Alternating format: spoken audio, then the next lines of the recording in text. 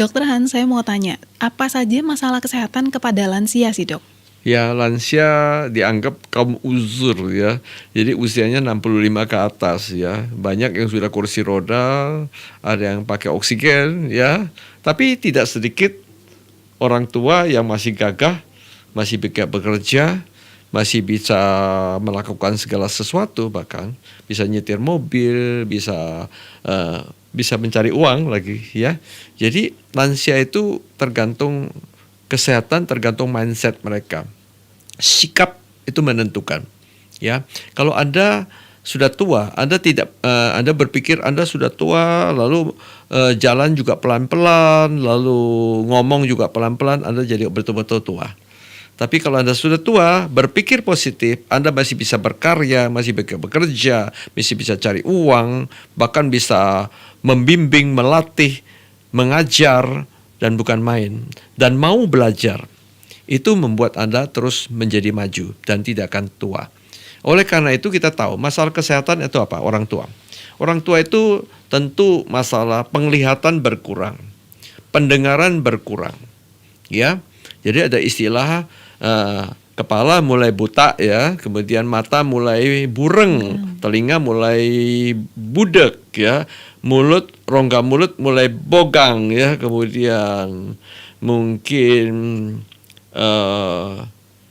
postur mulai bungkuk ya, jadi BBBB, kemudian perut mulai buncit ya, kemudian kantong mulai bokek ya, semua BBB, semua penyakit keluar. Penyakit orang tua itu osteoporosis. Penyakit tua itu ada pikun. Penyakit orang tua mungkin kanker. Penyakit orang tua masalah pembuluh darah ya. Jadi gula keluar, obesitas muncul, nanti kena hipertensi, kena diabetes, kena jantung, kena stroke, kena gagal ginjal, macam-macam gangguan. Ya, itu semua sebetulnya bisa kita halau, bisa kita cegah, bisa kita hindari dengan cara gaya hidup yang benar. Ya, supaya tidak osteoporosis, jemur matahari, bergerak badan, itu tulang kita tetap kokoh. Mungkin Anda mengonsumsi kalsium. Ya, vitamin D dapat dari sinar matahari. Ya, supaya tidak pikun, belajar baca, menulis, belajar nyanyi, nyanyi bersama. Itu melatih otak. Anda tidak akan jadi pikun.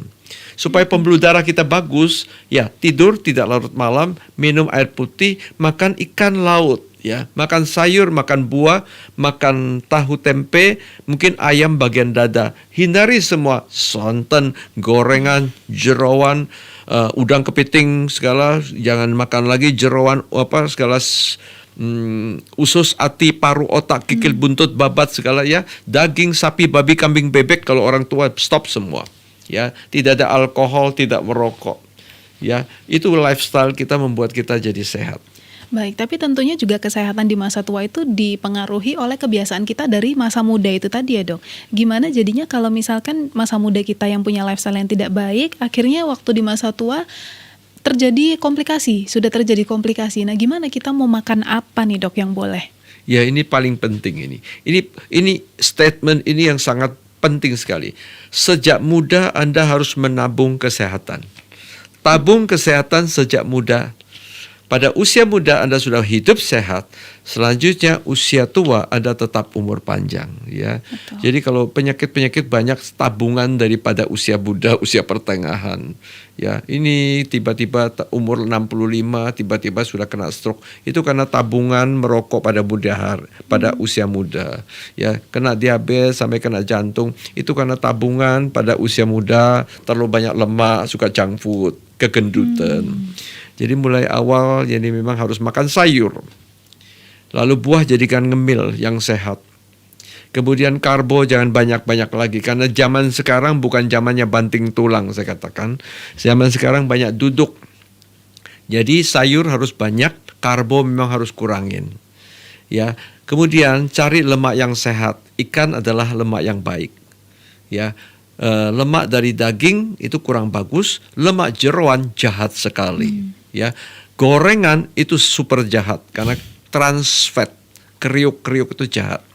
Sehingga kalau kita ngerti seperti itu, kita bisa ngincipi sedikit, tapi kita makan banyak sayur buah, kemudian kita bergerak badan 30 menit, enggak usah ngoyo, enggak usah berat-berat, tapi kita sehat. Baik, jadi itu intinya kalau mau hidup sehat di masa tua, mulai dari sekarang waktu masih muda ini nabung pola hidup yang benar, pola hidup yang sehat supaya nanti sampai tua kita bisa tetap fit. Baik, terima kasih Dokter Hans.